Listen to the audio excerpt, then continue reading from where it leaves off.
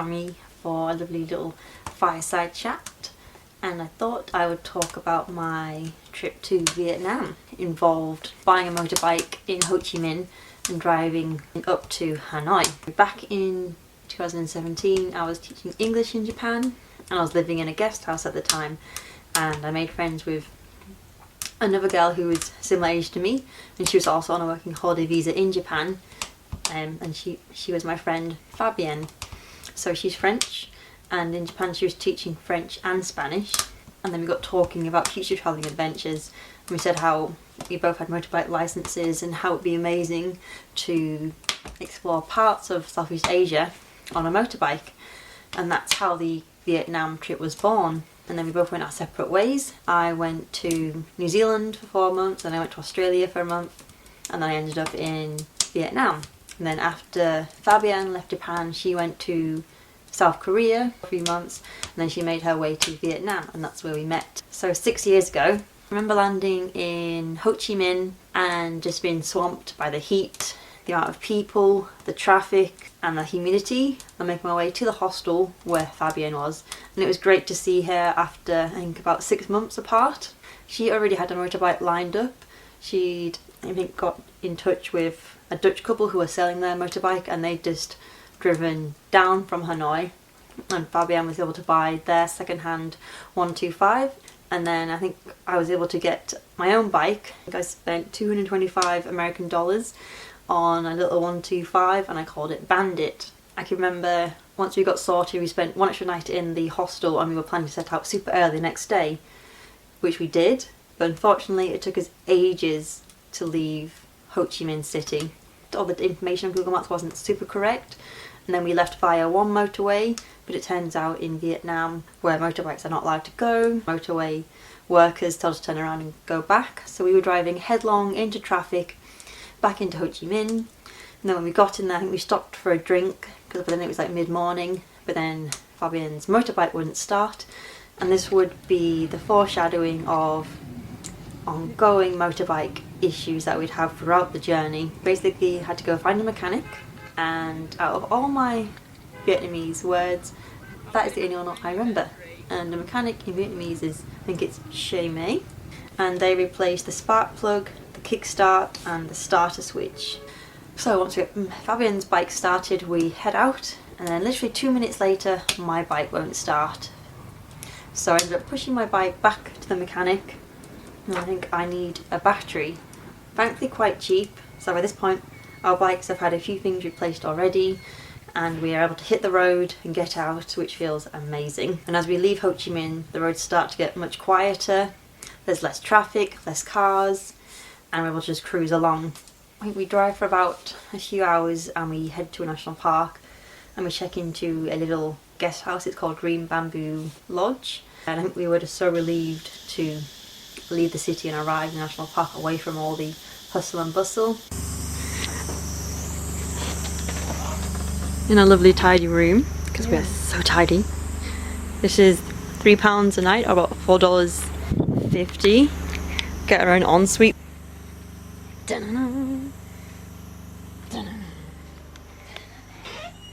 So we stay at the Green Bamboo Lodge for 2 nights, and then we hit the road again. Have to find a mechanic pretty swift because Fabienne has a flat tyre. Wow. What's going on now? Cái đó mà nổ máy ở đây là biết cả qua mà nghe đấy. And I don't even know how it happened. Như kiểu con gấu ấy. And he was just gonna like put some more air into it and let me go like that, and we had like 300 kilometers to go, so I said no, you have to look into it. Đem về chạy chơi. And a few miles down the road I get a flat tyre, so we had them replaced. It's amazingly cheap, it costs 30p each to have the mechanic find the puncture and fix it and reinflate the tyre, so we're very lucky. And we're on our way to a town called Da Lat. I remember the roads being newly built, and they were just a pleasure to drive on the bikes, because normally in Vietnam the roads are quite gravelly or there's potholes, but on this particular road it was a very new road, and I remember just coasting along on our bikes through the mountain passes, and that was one of the main reasons why we wanted to do the motorbike trip.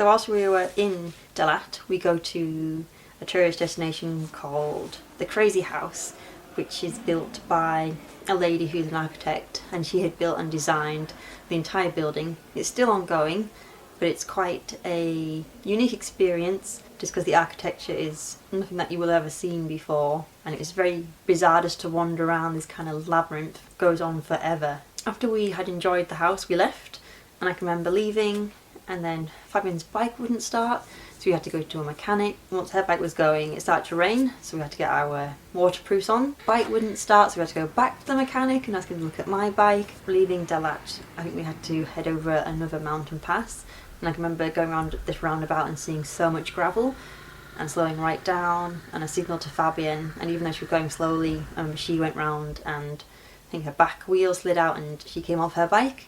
Luckily she didn't hurt herself, it just scraped her hand a bit, even though she was wearing gloves. And we headed to a place called Tra Nang, if I'm pronouncing that right. And we remember it being very touristy. It was on the coast, had a lovely beach. It's kind of like a massive tourist attraction. And we head on to Kuong Nong, and we end up checking into a hostel for 2 nights. The majority of our journey up Vietnam, we follow the coast, and in this particular place we had a really great view overlooking the beach. Explain to me what this is. This is a bill from our meal yesterday. So we ate for 2 people and then we ordered more, so basically we ate for 4 people and we paid 28,000 dong. She's like 90 pence, or? Yeah, which is like less than $1, or a bit like a bit more than $1 US, and less than £1, I guess. Yep. So it was really cheap and it was really good. So we followed TripAdvisor to find that place. And I think whilst we were at the hostel we must have got talking to the owner about our bikes.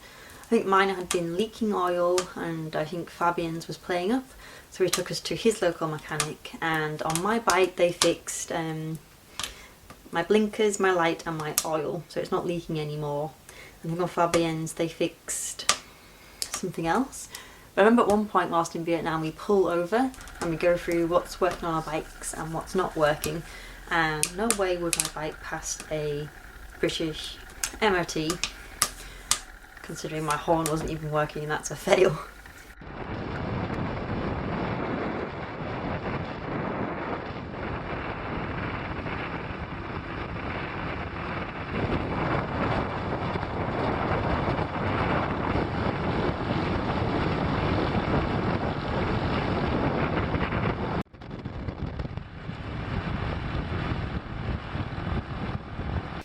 So from Kuong Nong we head to a place called Hoi An, which is a massive tourist place, but with good reason.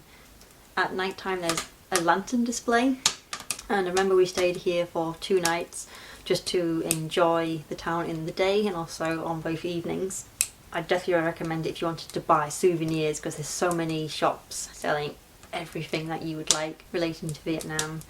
Top 3 places that we explored. So as we left Hoi An we headed to a place called the Marble Mountains, and it is another tourist hotspot, but it was amazing. I definitely recommend it to anyone going to Vietnam.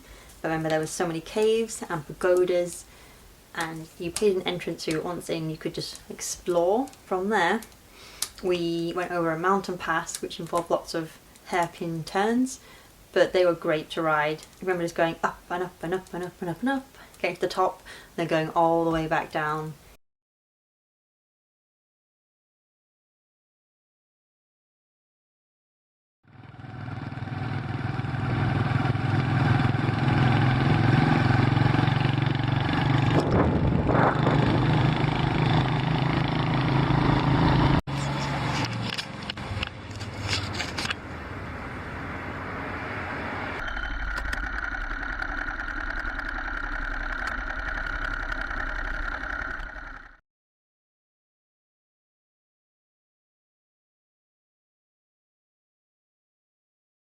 From there we head on to a place called Hue, and there's an imperial palace there, and we book into the hostel and we spend 2 nights there just so we can have a bit of downtime the next day. And the next day when we come to leave, I remember I was driving along and a guy on a motorbike points at something on my bike and says there's an issue. At this point, Fabienne and I were unsure. We didn't know if the guy was just trying to make an easy buck by taking me to a mechanic and then get a commission from that mechanic. But we went with them and they took us to a mechanic, and I needed my chain needed oiling and I needed a new sprocket.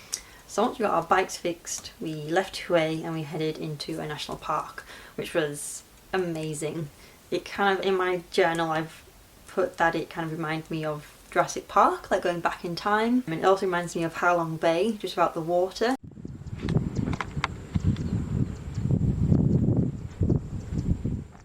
But I remember just driving through thinking, this is why I came here to meet Fabienne, to buy bikes and do this journey. So I think we just ended up staying one night in the hotel in this town, in this national park. The town wasn't very big. I remember it just being a street, but that's all it needed. It was basically just a few hotels, guest houses, hostels and a few restaurants as you were passing through.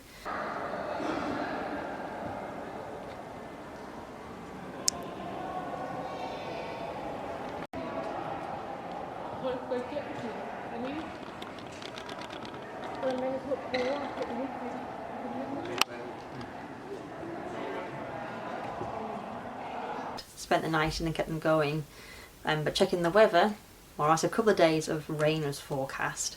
Got out early on our bikes hoping to beat the worst of the weather, but it came in and hit us, and I can remember just driving along soaked to the bone in the rain. I think we drove all day, and then towards the early evening we needed to find somewhere to stay.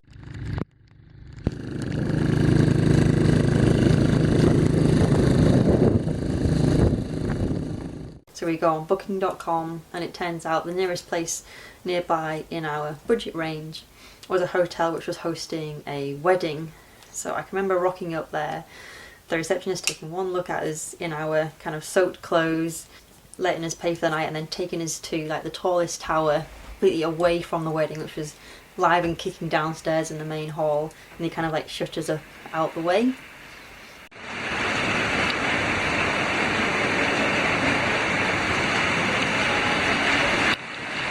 So we slept the night and then woke up the next morning and it was still raining. I remember just watching like the trees outside just being blown sideways. We were not very motivated to head out into that.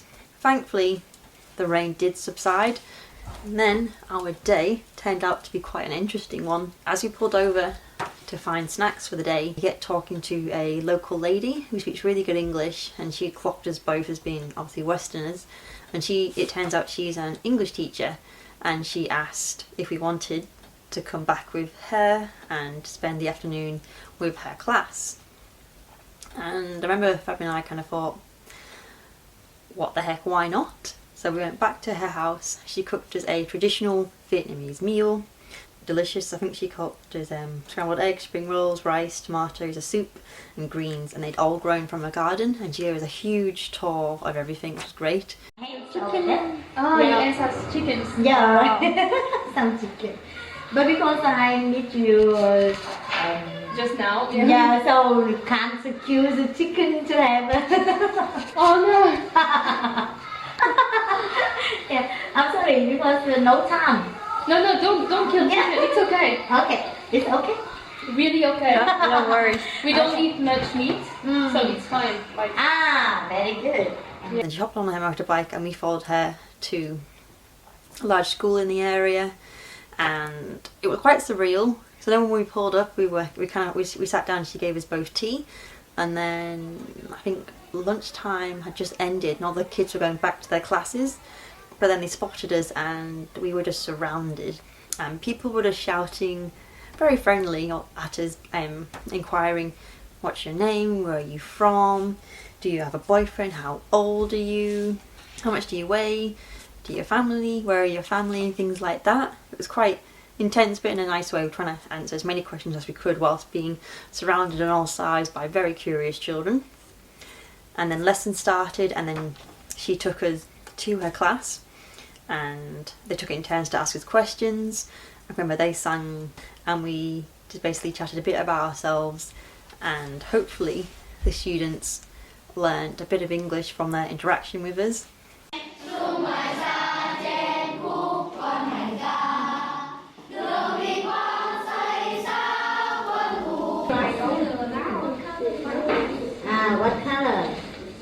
purple. Purple, something like that? Yeah, like okay. Handkerchief. I like green. Green. Yeah. This is my headmaster. Hello, nice to meet you.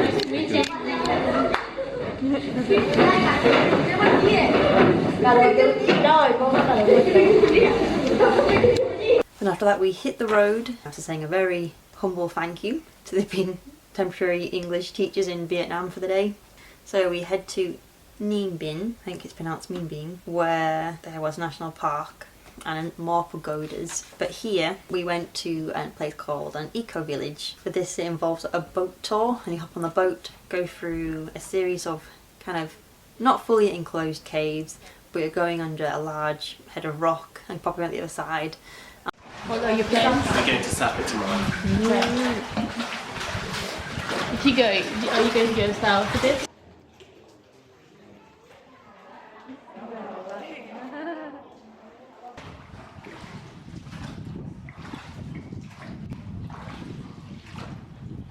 King Kong. King Kong? King Kong later. Wow, so many people.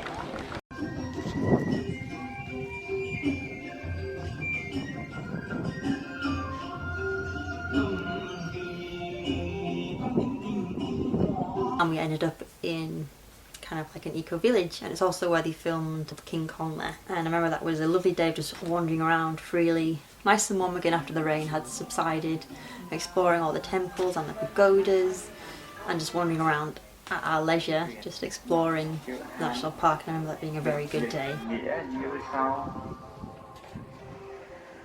Đỉnh Sơn danh tiếng thực cao xa, che chở kinh thành từ thuở xưa. And then from there we head on to a guest house, and at this point our journey is very nearly coming to an end, as we're very close to reaching Hanoi. Remember, Fabienne's bike was failing, and we took it to a Shame at the nearest mechanic, and she needed a new piston apparently, which was a 1.5 million Vietnamese dong, which was about $75 at the time, which was a bit of a blow. So yeah, she got her piston changed. It took all day, but once it was done we headed out on towards Hanoi.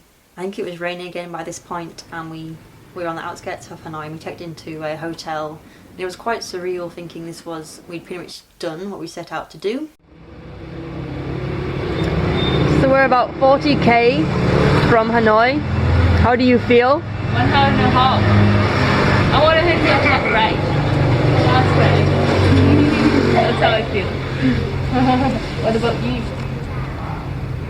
Bring it. Yeah. Yeah, it was raining on the final day, but we make it into Hanoi, check into a hostel, and I think we ended up going out for celebratory drinks. And it took us a while to find a few buyers. I think Fabienne was able to find one. It took me a little while. I had a few potential buyers, but they weren't confident bike riders, so they didn't end up taking my bike. So despite buying my bike for $225, I ended up selling it for $35. But by that point I kind of just wanted rid of it, because then I got a night bus into Laos and continued my journey by public transport. Sometimes I forget that Fabi and I completed that adventure, and like I said, I'm quite proud of ourselves for saying that we were going to do it and actually doing it. It's one of those things that when I look back on my deathbed, that I will be so thrilled to say that yes, I did that. And as I said, if I were to do it again, or when I do it again I should say, is that I would definitely learn more about bike mechanics. And something else that's important, as I previously mentioned, is that rest days are so underrated. I think you kind of forget that you do need to have days off. Like if you go for a full few months of travelling, you definitely need to take days off. Same as you would do when you have a working week, you have 2 days off. And it's so important to have days off when you travel. By incorporating rest days into our adventure made such a difference. And I think also that's so important to do in travelling, is to take time away from each other. Because I've travelled with various people, I think you kind of, in one way, come to rely on each other, which is fine, but you also feel the need to do everything together, and that doesn't always work. Because I know for Fabienne, she had a different diet to me, so often we couldn't eat at the same restaurants, but that was fine. We just went our separate ways for the evening, and she'd pick a restaurant, I'd pick somewhere else to eat, and we'd just do our own thing for a few hours. And it's so important to spend, allocate time for yourself in a way, so you're not always together. And considering how stressful travelling can be, and you get all hot and bothered, your vehicle, like the motorbikes, aren't working, you're struggling with the language and so on. We always kept our cool, and we didn't let the bad situations kind of take over. And I think with travelling, and this kind of applies to all aspects in life, if you're thinking of doing something, just do it. Because I kind of think in the past when I've procrastinated or I've overthought about things, you kind of sometimes talk yourself out of it. But over all the previous adventures I've had, they always succeed when I have a kind of basic plan and kind of put all the fail-safes as much as I can without being too prepared, and then just going for it. And I know for Vietnam, it started off with this kind of vague idea that we wanted to ride motorbikes from Ho Chi Minh to Hanoi. We had a month to do this in. We would both meet there at the end of March, arrive in Ho Chi Minh, buy bikes and go for it. And that's exactly what we did. I hope you enjoyed listening to my motorbike adventures in Vietnam, and if you have your own kind of adventure you'd love to do, I'd say go for it. I know it's not the easiest in the world's current affairs, but I hope this has inspired a few of you to invoke your adventurous side and get out there. So thank you for listening, and I'll see you in the next video, and take care whatever you're up to.